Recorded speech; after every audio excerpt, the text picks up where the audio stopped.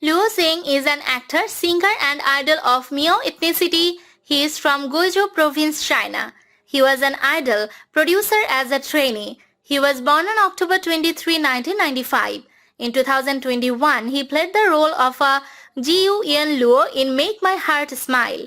The multi-talented up-and-coming star is ready to make a huge impact on the entertainment industry and is well on his way to doing just that. In 2020, he appeared on Poisoned Love. Luo Zheng is passionate about his craft and has worked hard to build a bright career in the showbiz industry.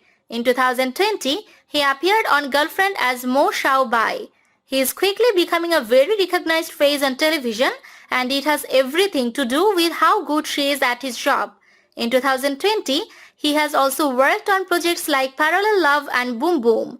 Luo Zheng's good looks are probably one of the first things that people notice about him, and his acting career isn't the only place where they are being put to good use. In 2019, he played TV show Rules of Juvenia.